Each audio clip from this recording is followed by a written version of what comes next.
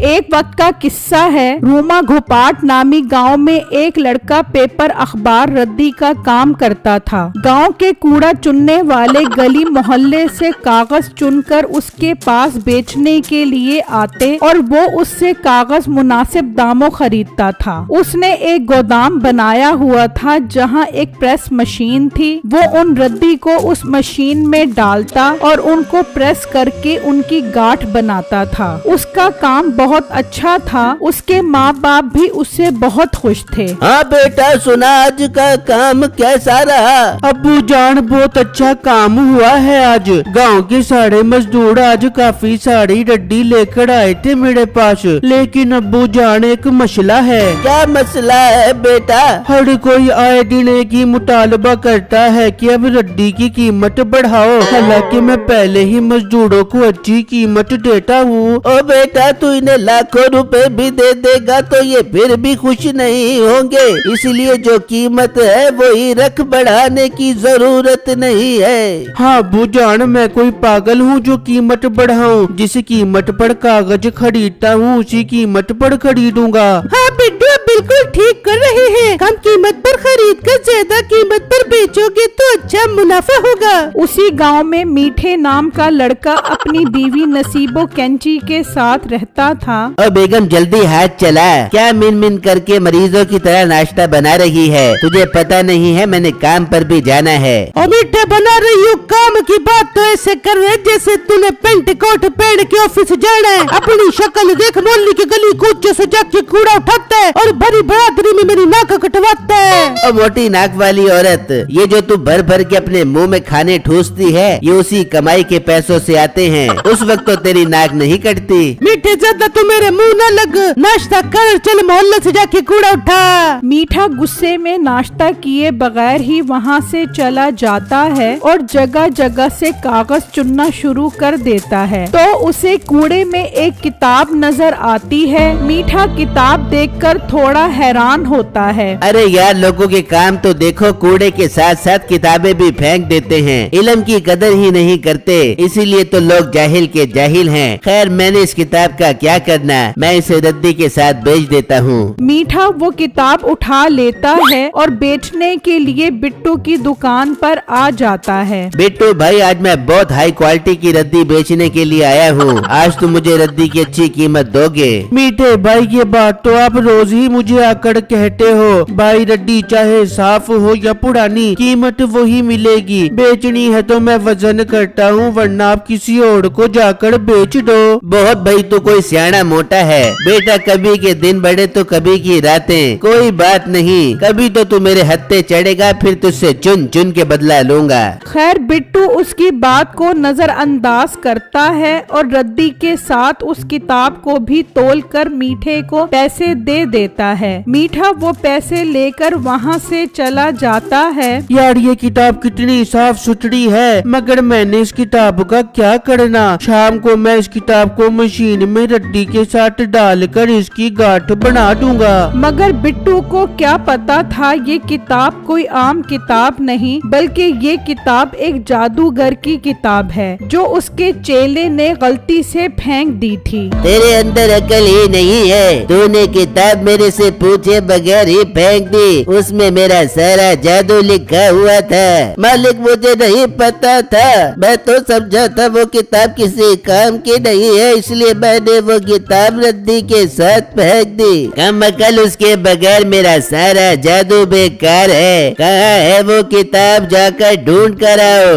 ठीक है मालिक, मैंने किताब कूड़े में फेंकी थी, मैं जाकर उठा कर आता हूँ। उसके दोनों मुलाजिम निकलते हैं और उसी जगह पर आकर देखते हैं। यार, किताब तो मैंने यहाँ पर फेंकी थी, मगर वो किताब यहाँ मौजूद ही नहीं है। इसका मतलब कोई किताब उठा कर ले गया है। अब हम क्या करेंगे, कहाँ से ढूंढें? अगर वो किताब ला मिली तो मालिक तुझे और मुझे जलाकर भस्म कर देंगे। चल अब मालिक के पास चलते हैं और उन्हें जाकर बताते हैं। वो दोनों वापस आ जाते हैं और बताते हैं कि किताब नहीं मिली। उसे बहुत गुस्सा आता है। मुझे वो किताब हर सूरत में चाहिए। उसमें जादू लिखा है कि 3 दिन बाद बहुत जोर की बारिश होगी। अगर वो किताब अपने पास न हुई तो हम भी उस बारिश के साथ बह जाएंगे।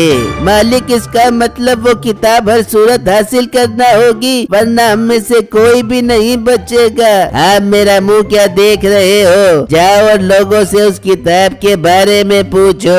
वो दोनों किताब की एक तस्वीर लेकर निकलते हैं और जगह जगह लोगों से पूछते हैं, मगर कोई भी उस किताब को नहीं जानता। वहाँ बिट्टू उस किताब को रद्दी के साथ उस मशीन में डाल देता है और मशीन चला देता है और उसकी गांठ बन जाती है। बिट्टू वो सारा माल ट्रक के जरिए फैक्ट्री भिजवा देता है। वहाँ वो दोनों मायूस जा रहे होते हैं कि उन्हें मीठा नजर आता है। ओ लड़के, तूने ऐसी किताब देखी है? मीठा उस तस्वीर को देखते ही चौंक जाता है। हाँ, ये किताब तो मुझे कूड़े में पड़ी मिली थी, तो मैंने उसे उठाकर रद्दी वाले को बेच दी। कहाँ है वो रद्दी वाला? हमें उसके पास लेकर चल। वो किताब कोई आम किताब नहीं है, हमें वो किताब हर सूरत में चाहिए। ये सुनते ही मीठे को ख्याल आता है कि मुझे इस मौके से फायदा उठाना चाहिए। मैं आपको उस रद्दी वाले के पास ले तो जाऊंगा, मगर मुझे क्या मिलेगा?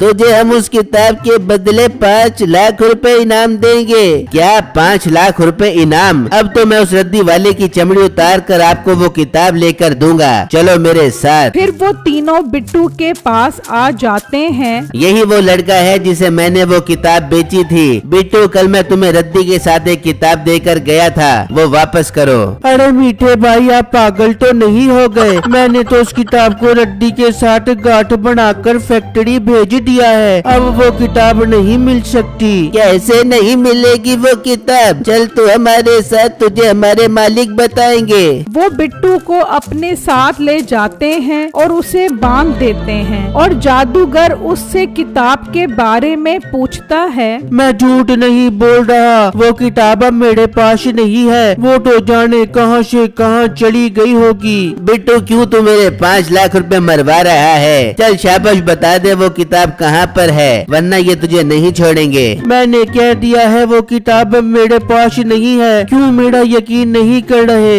मारो इसे, मार मार के इसका भुरकस निकाल दो। 2 दिन बाद बारिश भी होने वाली है, ये भी उस बारिश में हमारे साथ बहेगा।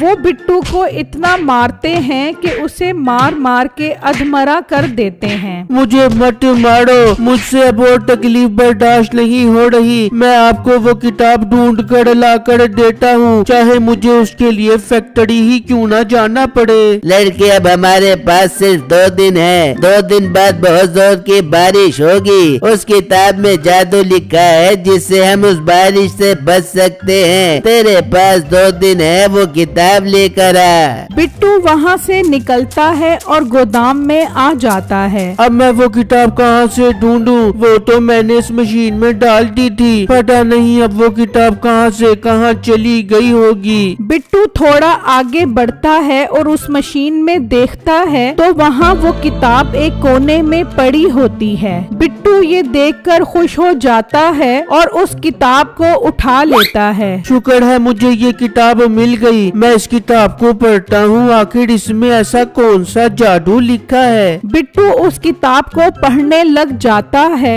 जिस दिन पूरा चांद होगा उसके अगले दिन बहुत जोर की बारिश शुरू हो जाएगी, जिससे सब कुछ बह जाएगा। ये मंत्र पढ़ने से कागज का घर बन जाएगा जिस पर बारिश असर नहीं करेगी। उस घर पर जो जो सवार होगा वो उस बारिश से महफूज रहेगा। बिट्टू ये पढ़कर खुश हो जाता है। यार ये तो बहुत जबरदस्त मंत्र है। मैं ये मंत्र पढ़कर एक कागज का घर बना लेता हूँ, लेकिन जादूगर को अब मैं नहीं छोड़ूंगा, उसने मुझे बहुत मारा है। बिट्टू उस किताब में लिखा हुआ मंत्र पढ़ता है तो वहाँ एक कागज का घर आ जाता है। वो उसे घसीट कर एक दरिया के किनारे पर ले आता है और अपने अपने घर वालों को उस बारिश के बारे में बताता है। क्या बिट्टू, इस तरह तो हम सब उस बारिश में मर जाएंगे। नहीं, मैंने एक जादुई कागज का घर बना लिया है, हम सब उस पर चढ़ जाएंगे, हमें कुछ नहीं होगा। इस तरह 2 दिन भी गुजर जाते हैं और हल्की हल्की बारिश भी शुरू हो जाती है। वो लड़का अभी तक आया नहीं, बारिश भी शुरू हो गई है। इससे पहले कि बारिश तेज हो वो किताब बहुत जरूरी है। मालिक, वो लड़का आने वाला होगा, उसने 2 दिन का कहा था। नहीं, तुम जाओ उसे लेकर आओ। फिर वो तीनों बारिश में बिट्टू से वो किताब लेने के लिए निकल जाते हैं। वहाँ बिट्टू अपनी फैमिली को दरिया के किनारे उस कागज की घर की तरफ ले जा रहा होता है कि जादूगर के मुलाजिम उसे रास्ते में मिल जाते हैं। कहाँ भाग रहे हो तुम, और किताब कहाँ है? भाई साहब, वो किताब मुझे मिल गई है, आप जादूगर भाई को लेकर दरिया पर पहुँचो, वो किताब मैं आपको वहीं पर देता हूँ। ये सब सुनकर वो खुश हो जाते हैं और वापस जादूगर के पास पहुंच जाते हैं। मालिक, किताब मिल गई है, उस लड़के ने हमें दरिया पर बुलाया है। बहुत अच्छी बात है, टाइम जाया मत करो इससे पहले कि बारिश तेज हो जाए। दरिया पर चलो। वो सब जब दरिया पर पहुंचते हैं तो बिट्टू अपनी फैमिली के साथ उस कागज के घर पर सवार होता है। बिट्टू, तुम इस कागज के घर पर क्या कर रहे हो? लाओ किताब हमें दे दो।